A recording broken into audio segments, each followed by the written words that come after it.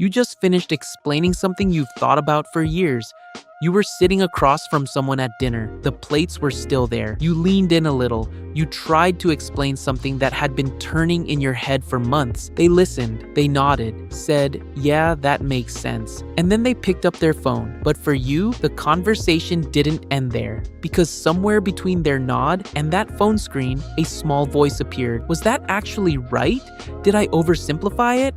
What if I missed something?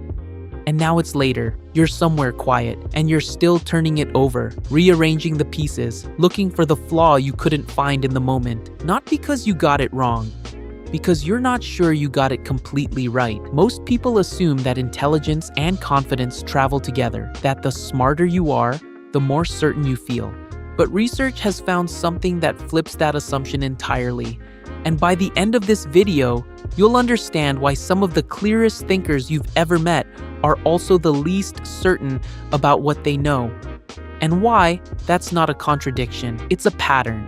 One that shows up in 5 very specific ways. The more someone genuinely understands a subject, the harder it becomes to feel certain about it. Think about what it actually means to study something deeply. You don't just learn more facts, you start to see the exceptions, the contradictions, the places where the neat explanation breaks down, the cases where 2 experts look at the same evidence and walk away with completely different conclusions. Someone who spent a week reading about a topic can sound absolutely sure of themselves. Someone who spent 10 years studying that same topic knows exactly how many things can go wrong with any single conclusion. Knowledge doesn't create confidence. It creates awareness of how much is still uncertain. And that awareness, that constant low-level sense that you might be missing something, is something highly intelligent people carry around without realizing it's unusual.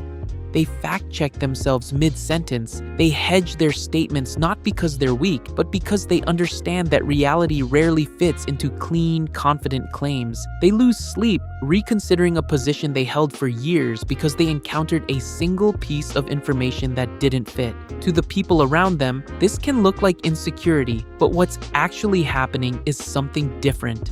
Their standard for certainty is just higher. Maybe you know someone like this. Or maybe you are that person. Picture a room full of people being asked for their opinion on something complicated, a medical question, a business decision that could go either way. Most people will have an answer within seconds. They'll state it clearly. They'll sound sure.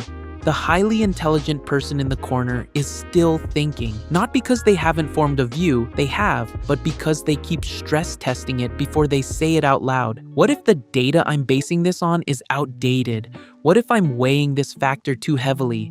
What if there's a perspective I genuinely haven't considered yet?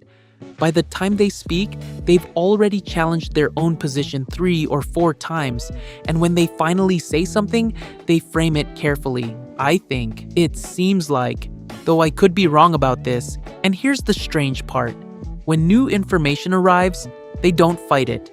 They use it. Most people treat changing their mind as losing an argument. Intelligent people treat it as updating their map. The goal was never to be right. The goal was to get closer to what's actually true. Beliefs are tools, not identities. When did you last meet someone who actually changed their position mid-conversation without needing to be pushed? Now here's the one that surprises people most. Highly intelligent people tend to notice things that most people in the room completely miss, not just in the obvious way. It's more specific than that. A colleague says everything is fine, but their voice is a half-second slower than usual. A plan sounds solid, but one of the assumptions buried inside it doesn't hold under pressure. Someone tells a story about what happened, and the version they leave out is more interesting than the version they tell. Most people process the surface. Intelligent people keep processing below it. It's not something they choose to do. It's more like a filter that never fully switches off, always running in the background, catching inconsistencies, registering small signals, and living with that filter has a cost.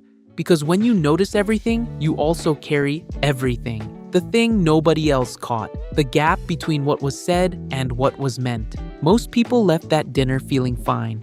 You left with 3 unanswered questions.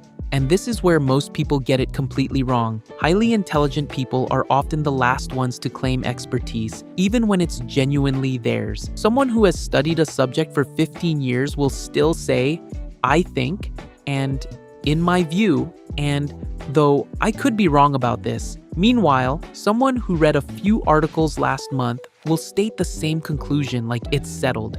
And in most social situations, the second person comes across as more confident, more worth listening to. That gap between how certainty sounds and how understanding actually feels is something intelligent people navigate every day. What sounds like hesitation is usually something else entirely. It's the habit of leaving a small space for the possibility that there's still something you haven't seen yet.